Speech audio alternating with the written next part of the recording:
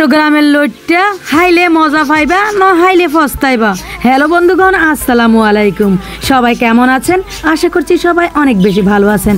আজকে দারুণ একটি রেসিপি নিয়ে আপনাদের মাঝে হাজির হয়ে গেলাম। কুরবানি ঈদের সময় সবার বাসায় কিন্তু গরুর মাংসের গ্রান, এতে আর খেতে খেতে ভালো লাগে না। তাই তো আজকে আমি লইট্টা মাছ রান্না করছি কিভাবে, দেখে শিখে নেন। একটা মাছও কিন্তু ভাঙবে না। বড় থালি কিংবা খানচাতে যদি মাছ রান্না করেন তবে কিন্তু এই মাছটা ভেঙে যাবে না। কড়াইতে যদি রান্না করতে যান কোনো হাঁড়িতে, তবে কিন্তু মাছটা ভেঙে যায়।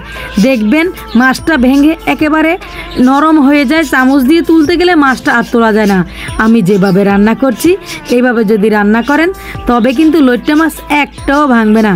বড় থালির উপরে আমি মাছগুলো নিয়েছি, কাঁচামরিচ, পেঁয়াজ, রসুন, জিরা বাটা দিয়ে পরিমাণ মতো লবণ, হলুদ।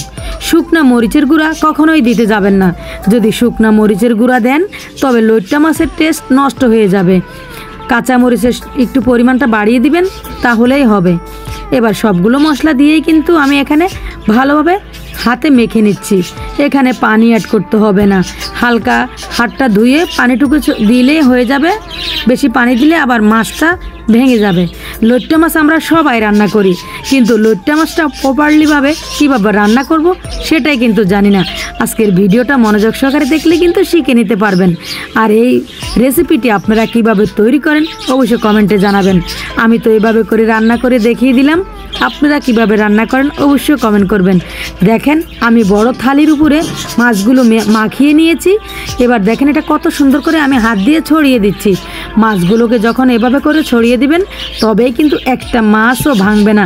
চট্টগ্রামের মানুষ গরুর মাংসের প্রতি এত আগ্রহ নাই, কিন্তু লইট্টা মাছের উপরে যত আগ্রহ।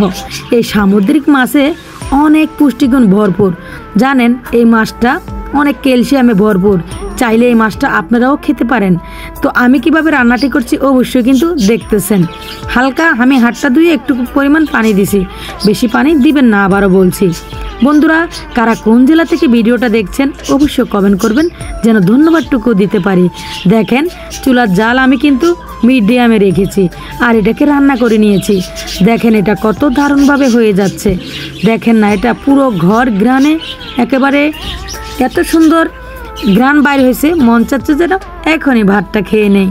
আজকে আমি অনেকগুলো ভাত খেয়ে নিয়েছি এই মজার রেসিপিটি দিয়ে। এবার আমি ধনেপাতা কুচিটা দিয়ে দিচ্ছি মাছের উপর ছড়িয়ে। এবার দেখেন না কত দারুণ লাগছে, তাই না? ইউটিউব থেকে দেখলে অবশ্যই চ্যানেলটিকে সাবস্ক্রাইব করবেন। বন্ধুরা এতক্ষণ ভিডিওটা মনোযোগ সহকারে দেখার জন্য অসংখ্য অসংখ্য ধন্যবাদ। সবাই ভালো থাকবেন, আবারও আসবো দারুণ কোনো রেসিপি নিয়ে। সেই পর্যন্ত সবাই সুস্থ থাকবেন। আল্লাহ হাফেজ।